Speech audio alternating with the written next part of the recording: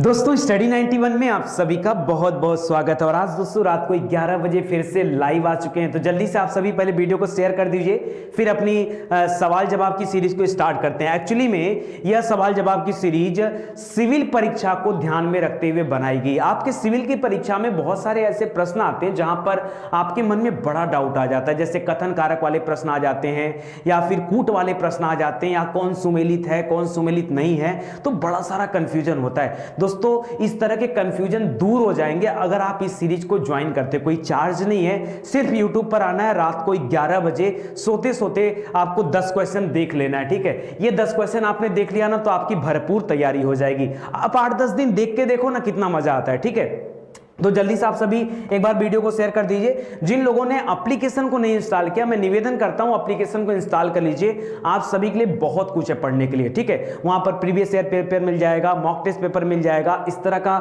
जो आप वीडियो देख रहे हैं इसका टेस्ट भी मिल जाएगा, वीडियोज भी मिल जाएंगे, बहुत कुछ है। चलो यहां पर दोस्तों सूची 1 को सूची 2 से सुमेलित करना है। थोड़ा सा छोटे में लिखा हुआ है क्योंकि बहुत ज्यादा यहां पर कंटेंट आ गया था, इस वजह से थोड़ा छोटा हो गया। मैं पढ़ के सुना दे रहा हूं। एक तरफ जलवायु की परिस्थिति दे रहा है, दूसरी तरफ कारण दे रहा है। इत्मीनान से सोचिए, समझिए और उत्तर दीजिए। मिलान करना है आपको कि कौन किससे मैच करता है। लिखा है कोलकाता की अपेक्षा चेन्नई, हिमालय में हिमपात, पश्चिम बंगाल से पंजाब की, सतलज गंगा मैदान में शीतकाल में। ठीक है, और एक तरफ कारण दे रहा है उत्तरी पूर्वी मानसून अधिक गर्म है। तुंगता होना चाहिए दोस्तों, ये तुंगला नहीं होगा, यहां पे होगा तुंगता। ठीक है, ये तुंगता कर लीजिएगा। इसके अलावा पश्चिमी दाब की ओर आते आते वर्षा कम होती जाती है। और चौथे में लिख रहा है समुद्र से दूरी कुछ वर्षा होती है अक्षांश। ठीक है, तो यहां पे आपको मैच कराना। चलिए अभी आपकी समय सीमा समाप्त हो रही है। ठीक है, जल्दी से आप सभी पहले वीडियो को शेयर कर दीजिए और अपना उत्तर बताना शुरू करिए। उत्तर ये थोड़ा सा डिफिकल्ट क्वेश्चन है तो मुश्किल होगा उत्तर निकालने, मैं आपको बता देता हूं। दोस्तों अगर मैं ऐसे ग्लोब बना लूं और ग्लोब में भारत को दिखा दूं उत्तरी गोलार्ध में, और वहां पर एक तरफ आपको कलकत्ता दूसरी तरफ चेन्नई दिखाऊं, तो आपको पता होगा चेन्नई दक्षिण भारत की तरफ है और चेन्नई विषुवत रेखा के निकट है। ठीक है, तो याद रखेगा, इसको मैच कराएगा। इसकी जलवायु परिस्थिति अक्षांश के आधार पर बदलती रहती है भाई, क्योंकि विषुवत रेखा के नगीच वाले जो स्थान होंगे वो थोड़ा सा ज्यादा वर्षा प्राप्त करेंगे और जो दूर वाले होंगे वो थोड़ा सा कम प्राप्त कर पाएंगे। ठीक है, तो यहां पर ये हो जाएगा हिमालय में हिमपात। हिमालय में हिमपात की बात करें दोस्तों तो हिमपात की वजह तुंगता होता है, आपने पढ़ा होगा। ठीक है, कहीं भी हिमालय की बात नहीं कर रहा, कहीं भी हिमपात हो रहा है तो हिमपात तुंगता के कारण होता है, ये 2 हो जाएगा। पश्चिमी बंगाल से पंजाब की समुद्र से दूरी कुछ वर्षा होती है। आपको पता होगा पश्चिमी बंगाल कहां पर है, पंजाब कहां पर है। तो जब ये दक्षिणी पश्चिमी मानसून जब जाता है अराकान योमा और पूर्वोत्तर भारत की श्रेणी से टकरा करके मुड़ जाता है, तब जाकर के पंजाब की तरफ वर्षा करता है। तो आप इसको कर सकते हैं। गंगा सतलज का मैदान, ये पश्चिमी दाब की ओर आते आते वर्षा कम होती जाती है, क्योंकि यहां पर आपने देखा होगा शीतकाल में वर्षा होती है। शीतकाल में ठंडी के समय में जनवरी के टाइम में वर्षा होती है, तो ये पश्चिमी दाब की वजह से होती है। ठीक है, याद रखेगा। तो ये हो जाएगा, यानी क्या ऑप्शन आपका बन रहा है, यहां पर आपका बन रहा है 5, 2 और 4 और 3, यानी 5, 2, 4, 3 ये आपका ऑप्शन हो जाएगा, ऑप्शन नंबर 3। ठीक है, हो सकता हो आपको थोड़ा सा डाउट हो, लेकिन आप आराम से क्वेश्चन करते चलिए। ये सभी प्रश्न आपके सिविल की परीक्षाओं में पूछे गए हैं। ठीक है, तो अगली बार से जब मैं क्वेश्चन लेकर आऊंगा तो कोशिश करूंगा कि आपको सन भी नोट करा दूं, ताकि आपको पता चले कि हाँ मैं मजाक नहीं कर रहा हूं, मैं सच बता रहा हूं। ठीक है, चलिए अगला क्वेश्चन देखिए ध्यान से। लिख रहा भारत में द्वितीय क्रांति के संबंध में क्या सही है, जो सही है केवल वो आपको बताना है। पहला लिख रहा है इसका लक्ष्य हरित क्रांति से पूर्व में ही लाभान्वित हो चुके क्षेत्रों में गेहूं और चावल के उत्पादन में और वृद्धि करना है। दूसरा लिख रहा है इसका लक्ष्य हरित क्रांति से अब तक, कहां से, हरित क्रांति से अब तक, यहां कहा था हरित क्रांति से पूर्व में। ठीक है, लाभान्वित न हो सकने वाले क्षेत्रों में बीज, पानी, उर्वरक और तकनीकी का विस्तार करना है। तीसरा लिख रहा है इसका लक्ष्य हरित क्रांति में प्रारंभ में प्रयुक्त हो चुकी फसलों को छोड़ करके अन्य फसलों के उत्पादन में वृद्धि करना है। चौथा लिख रहा है इसका लक्ष्य पशुपालन, सामाजिक वानिकी और मत्स्य पालन के साथ साथ सस्योत्पादन का समाकलन करना है। आपको बताना है द्वितीय क्रांति के संबंध में कौन सा कथन सत्य है। जल्दी से बताइए। ज्योग्राफी का क्वेश्चन है, अपने आप में एकदम हाई स्टैंडर्ड है, ठीक है। मुझे पता है आपको दिक्कत हो रही है, लेकिन आप करो, ठीक है। देखिए यहां पर दोस्तों आपका सही हो जाएगा ऑप्शन नंबर 2। याद रखिए इसका लक्ष्य क्या है, हरित क्रांति जब से शुरू हुई यानी 1966-67 से लेकर के अब तक जो लाभान्वित न हो सका है उन क्षेत्रों में बीज, पानी, उर्वरक और तकनीकी, इन सभी चीजों का विकास करना, ये इसका ध्येय है, इसका लक्ष्य है। तो दूसरा वाला बिल्कुल सही है। इसके साथ साथ इसका एक और लक्ष्य है, पशुपालन, सामाजिक वानिकी, मत्स्य पालन के साथ साथ शस्योत्पादन का समाकलन करना, ये दो इसके मुख्य लक्ष्य हैं। तो यहां पर जो आपका सही उत्तर बनने वाला है वो बनने वाला है ऑप्शन नंबर 2 और 4। जिन लोगों ने गलत आंसर किया, घबराने की बात नहीं है। आज तीसरी सीरीज चल रही है, बहुत ज्यादा परेशान मत होइए, लगातार इस तरह की सीरीज आपको मिलती रहेगी। और इस सीरीज का लक्ष्य ही है कि कंफ्यूजन आपको कहां होता है, क्वेश्चन को तोड़ना कैसे है, क्वेश्चन को समझना कैसे है, यही आपको सीखना है यहां पर, ठीक है। चलो आगे देखते हैं। भारतीय रेल से संबंधित निम्नलिखित कथनों पर विचार कीजिए। एकदम आराम आराम से पढ़िए, कोई जल्दीबाजी नहीं।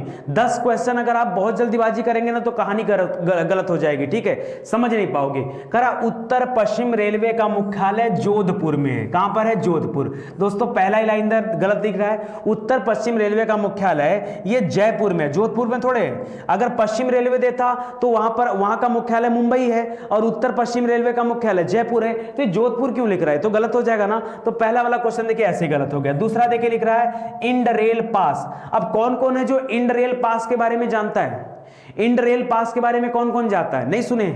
चलिए पढ़िए क्या लिखा है। करा एक इच्छानुसार यात्रा टिकट होता है, करा जिसमें स्वतंत्रता सेनानी जो हमारे देश के हैं और भारत का किसी खेल में प्रतिनिधित्व करने वाले खिलाड़ियों के लिए यह टिकट उपलब्ध होता है। क्या यह सही है? इंड रेल के लिए यह सही है? देखते हैं आगे क्या होता है। तीसरा देखिए, फेरी क्वीन विश्व के सबसे पुराने चालू इंजन को प्रयोग करने वाली गाड़ी है, ठीक है। 1855 में इसका निर्माण हुआ था, बाद में बंद हो गया था, लेकिन बाद में भारत सरकार ने फिर से स्टार्ट कर दिया, ठीक है। करा यह भारतीय रेलवे इसके द्वारा वन्य जीव और विरासत स्थलों की यात्रा का आयोजन करता रहता है, ठीक है। तो दोस्तों मैं आपको बता दूं यहां पर तीसरा वाला ऑप्शन बिल्कुल सही है, लेकिन दूसरा ऑप्शन गलत है। क्यों? क्योंकि इंड रेल जो पास है ये जो विदेशी टूरिस्ट आते हैं ना, यात्री आते हैं, ये उनके लिए होता है, ठीक है। जो विदेशी यात्री आते हैं खास करके इंड रेल पास उनके लिए होता है। तो यहां भारतीयों के बारे में कथन देकर के गलत बोल रहा है, तो इस वजह से इस प्रश्न का सही उत्तर क्या होगा? ऑप्शन नंबर 3 होगा। समझते चल रहे हैं कि नहीं?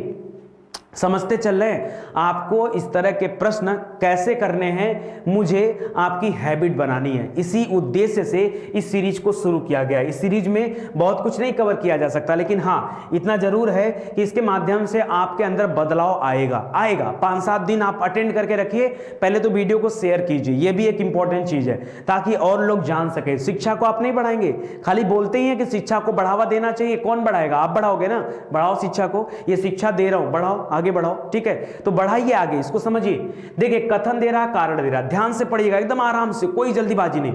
लिख रहा है कृष्ण छिद्र यानी ब्लैक होल एक ऐसा खगोलीय अस्तित्व है जिसे दूरबीन से नहीं देखा जा सकता। दोस्तों ये जो ब्लैक होल होता है ना, इसको दूरबीन से कैसे देखोगे? ये तो इतना खतरनाक होता है, इसमें घनत्व तो इतना ज्यादा होता है, डेंसिटी, कि ये प्रकाश को भी समाहित कर लेता है। इसके अंदर हजारों लाखों सूर्य जाकर के समाप्त हो सकते हैं, समा सकते हैं। ये ऐसा होता है ब्लैक होल। तो कृष्ण छिद्र के बारे में बिल्कुल सही कह रहा है। दूसरा लिख रहा है कि कृष्ण छिद्र पर गुरुत्वीय क्षेत्र का इतना प्रबल प्रकोप होता है कि यह प्रकाश को भी बचकर निकलने नहीं देता, उसको भी अवशोषित कर लेता है। यह बिल्कुल सही है। यहां पर कथन और कारण दोनों सही है, व्याख्या भी सही है। तो आप ऑप्शन नंबर 1 यहां पर चूज कर सकते हैं, ठीक है। तो चौथा का ए वाला पॉइंट हो जाएगा। इसको देखिए, यहां पर आपको सुमेलित करना है। कौन सा सही सुमेलित है जरा इसके बारे में देख लेते हैं। लिख रहा है नियाग्रा प्रपात, ठीक है। नियाग्रा प्रताप नहीं होता दोस्तों, नियाग्रा प्रपात होता है। जल प्रपात का नाम सुना ना, प्रपात, ठीक है। तो ये जो नियाग्रा प्रपात है दोस्तों,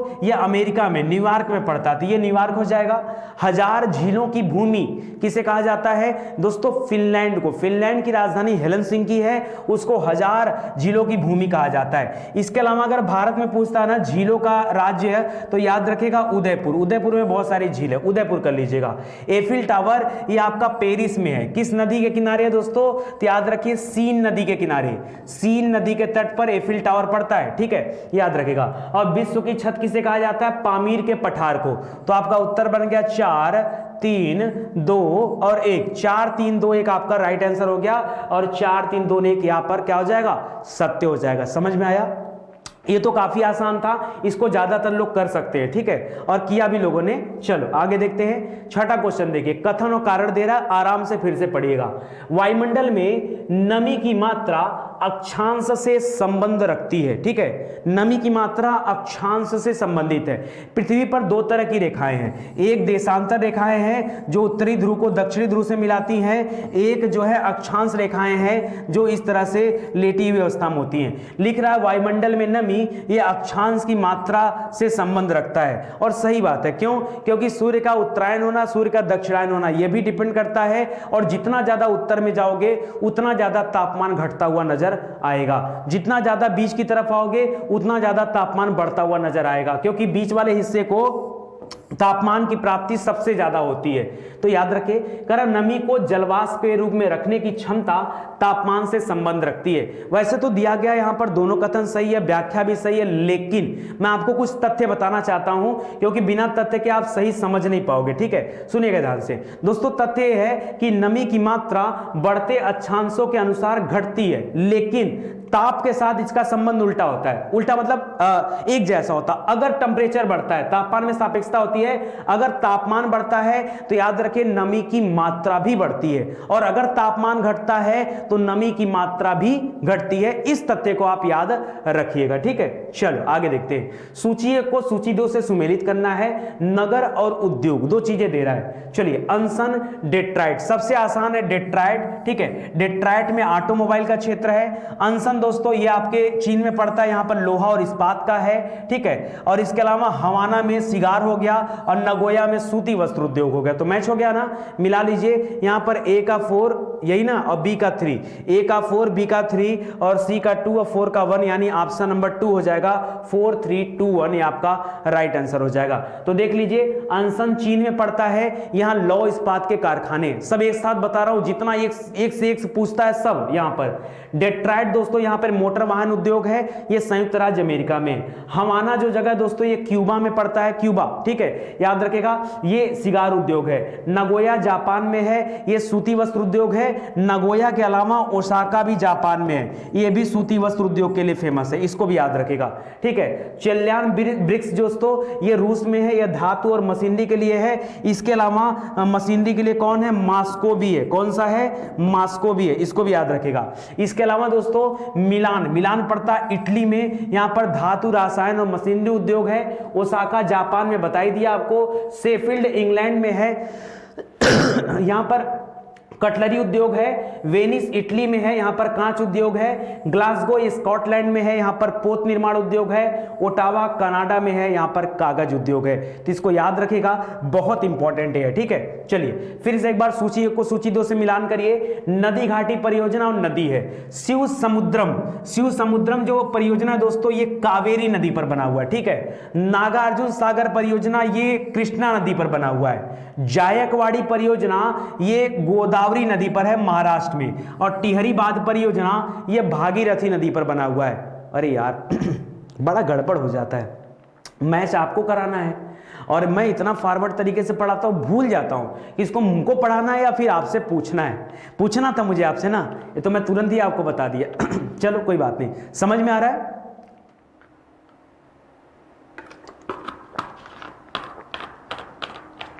ध्यान दीजिएगा, समझ में आ जाएगा, ठीक है। चलो आगे देख लेते हैं। चलो इसको तो आप ही सुमेलित करिएगा।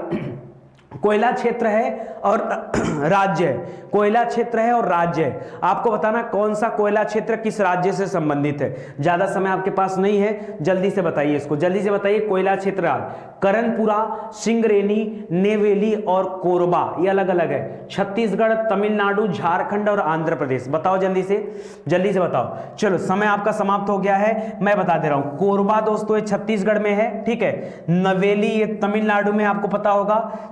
सिंगरेनी ये आंध्र प्रदेश में है और करणपुरा ये झारखंड में है, ठीक है। तो यहाँ पे मैच हो गया, यहाँ पे याद रखेगा 3 4 और 2 और 1, 3 4 2 1 आपका हो जाएगा, मतलब ऑप्शन नंबर 3 यहाँ पर क्या है, सही उत्तर है, ठीक है। तो इसको ध्यान दीजिएगा, ये ज्योग्राफी की स्पेशल सीरीज है दोस्तों, यहाँ पे इसी तरह के प्रश्न आपको कराए जाते हैं। फिर से चलिए कथन कारक वाले क्वेश्चन है, लिख रहा उत्तरी गोलार्ध में पवन प्रतिरूप दक्षिणावर्त और दक्षिणी गोलार्ध में पवन प्रतिरूप वामावर्त हो जाता है। बहुत कंफ्यूज कर दिया ना, बताइए। दूसरा दे रहा है, कह रहा उत्तरी तथा दक्षिणी गोलार्धों में पवन प्रतिरूपों की दिशाओं का निर्धारण कोरियोलिस बल के प्रभाव से होता है। आपको बताना है कौन सा सही है कौन सा गलत है, या व्याख्या सही है या कुछ और करना पड़ेगा। जल्दी से बताओ, जल्दी से बताओ, समय नहीं है। कथन कारण आराम से सोच लो, विचार लो, कोई दिक्कत नहीं है। वीडियो को शेयर कर दीजिए, जल्दी से आप सभी वीडियो को शेयर कर दीजिए। उत्तर आना शुरू हो गया, बट अच्छा ऐसा क्यों होता है दोस्तों कि आप लोग बिना समझे पढ़े उत्तर देते हैं? ऐसा क्यों होता है? पढ़ नहीं पा रहे हैं, सही से पढ़िए। क्या दिया है दोस्तों, आपको पढ़ाया गया होगा, आप इंडियन ज्योग्राफी अभी कवर किए होंगे। अगर हम बात करते हैं उत्तरी गोलार्ध की, 2 गोलार्ध हैं, उत्तरी और दक्षिणी। दक्षिणी गोलार्ध में मैंने कहा था कि जो पवनें होती हैं वो बाईं तरफ घूम जाती है। किस तरफ? बाएं तरफ, ठीक है, बाएं तरफ। और उत्तरी गोलार्ध में दाएं तरफ घूमती है, ठीक है। मैंने बताया था, याद रखिए, यहाँ दक्षिणी गोलार्ध है तो द से द मत मिलाएगा, द से दाएं या द से दक्षिण नहीं। याद रखिए दक्षिणी गोलार्ध में बाएं तरफ और उत्तरी गोलार्ध में दाएं तरफ होता है। तो वही तो बता रहा है यहाँ पे कि वो वामावर्त और जो है दक्षिणावर्त घूम जाती हैं, और ये कोरियोलिस प्रभाव की वजह से होता है। और कोरियोलिस प्रभाव पैदा क्यों होता है? क्योंकि पृथ्वी अपने अक्ष पर घूर्णन कर रही होती है, इस वजह से पैदा होता है। तो यहां पर व्याख्या भी सही है और ए आर दोनों कथन भी यहां पर सही है, ठीक है, कथन कारण सही है। तो यहां पर हो जाएगा ऑप्शन नंबर 1 आपका राइट आंसर, ठीक है। तो आज की सीरीज यहीं पे समाप्त होती है। बहुत ज्यादा परेशान आपको नहीं करना चाहता हूं, बस अच्छे से पढ़ाना चाहता हूं कि आप समझो, एकदम तैयार रहो पढ़ लिख करके कि कहीं कोई गलती न होने पाए, ठीक है। तो आज के लिए दोस्तों बस इतना ही। उम्मीद करता हूं आपको अच्छा लगा होगा। मिलते हैं अगले लेक्चर के लिए में, ठीक है। आप सभी का धन्यवाद, थैंक यू, जय हिंद, जय भारत, धन्यवाद।